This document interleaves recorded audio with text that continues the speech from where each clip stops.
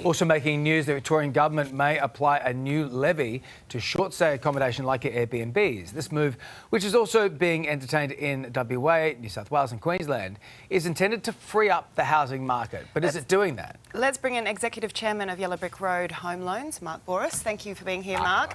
How exactly are these short-term stays impacting the housing market?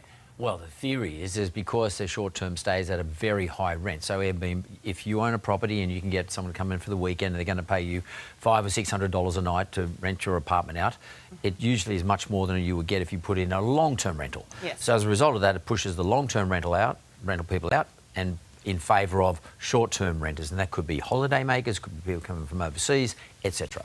Isn't that a good thing, though? Don't we want to see more properties available for renters? Yes, we want to see more property available for renters.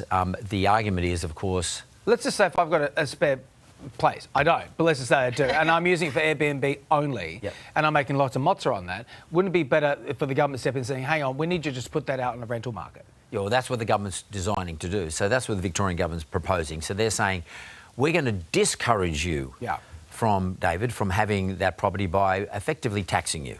So if you're going to get user for Airbnb, short-term stays, we are going to impose a tax on you. So I think it's like 7%. I'm not sure if it's 7% of the value of the land or 7% of the value of the rent. Right. I don't know what it is. They haven't said that yet. But we're going to put a tax on you, which will discourage you from doing short-term renters, which then releases the property back into the rental market for long-term rents. So where does that money from the levy then go?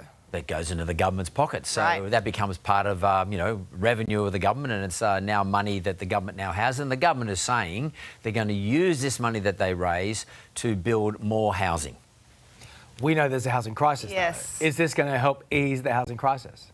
David, the housing crisis has come about because governments, both federal, state and local councils, have not approved enough developments across every state for there to be enough housing relative to all the people that are starting to arrive in this country against the new federal government's policy. So we didn't build enough houses. Right. And that's not your fault, my fault, or the Airbnb landlord's fault. That is government policy, relates to government outcomes. And governments should not be taxing individual landholders or landlords in order to fix a problem that they didn't sort out in the first place. Is this though the beginning of the end of Airbnb in this country? We're seeing in New York they've actually stopped Airbnb altogether. We've seen 30,000 properties drop down to 7,000 there.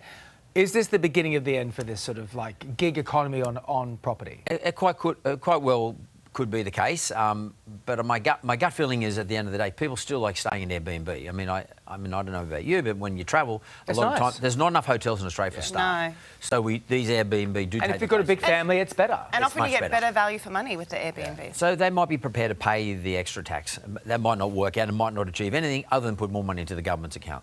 All right. Mark Boris, we'll leave it there. Thanks, mate. Good to see you. Thanks, Mark. Hey there, Today fans. Sarah and...